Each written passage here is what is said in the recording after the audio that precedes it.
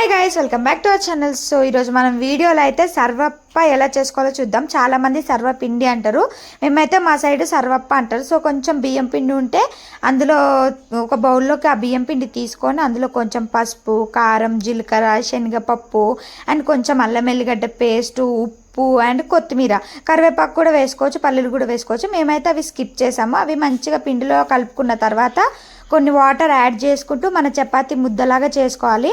అలా చేసుకున్న ముద్దని ఒక కళాయి తీసుకొని అందులో ఆయిల్ పోసుకొని ఆయిల్ మొత్తం కళాయి చుట్టూ స్ప్రెడ్ చేసుకోవాలి హ్యాండ్తోనే. అలా స్ప్రెడ్ చేసుకున్నాక మన చపాతీ ముద్ద కంటే కొంచెం ఎక్కువ సైజ్ తీసుకొని పిండి కళాయికి మొత్తం ఇలా చేతితోనే స్ప్రెడ్ చేసుకుంటూ ఉండాలి. అంటే కొంచెం పల్చగా చేసుకోవాలి, అంటే కొంచెం డార్క్గా చేసుకున్నాం అనుకో అది మొత్తం ముద్ద ఉండి సరిగ్గా ఉడకదు. నార్మల్గా పల్చగా చేసుకుంటే టేస్ట్ అయితే నిజంగా బాగుంటుంది. అండ్ మంట కూడా సిమ్లో, అంటే సిమ్ టు లో మీడియం ఫ్లేమ్లో పెట్టాలన్నమాట. అలా చేస్తే కొంచెం మంచిగా వస్తుంది అప్ప మాత్రం.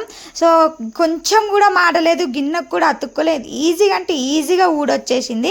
మేమైతే ఎలా వస్తుందో ఏమో అనుకున్నాము, కానీ సూపర్ అంటే సూపర్ వచ్చింది గాయస్. ఒకసారి మీరు కూడా ట్రై చేయండి, మీకు కూడా తెలుస్తుంది. అంటే నాకు చేయడం రాక నేను మా అత్తయ్యతో చేయించాను అన్నమాట. చాలా డేస్ నుంచి చేద్దాం అనుకున్నాము, ఫెయిల్ అయిపోతే అన్నీ వేస్ట్ అయిపోతాయి కదా అని ఇంకా నేను ఎప్పుడు చేయలేదు. సో ఇంకా మా అత్తయ్యకి వచ్చా అంటే మా అత్తయ్యతో చేయించాను. టేస్ట్ అయితే నిజంగా నెక్స్ట్ లెవెల్. మాకైతే అది ఎటు సరిపోలే, పిండి కొంచెమే ఉండే, అందుకని ఇంకా కొంచెమే చేసినాము.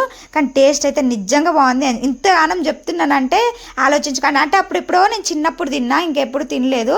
సో మళ్ళీ ఇప్పుడు తినేసరికి అది నిజంగా ఎంత బాగుందో, టేస్ట్ అయితే నోటికి మంచిగా అనిపించింది. మీరు కూడా తప్పకుండా ట్రై చేసి నాకు కమెంట్ చేయండి.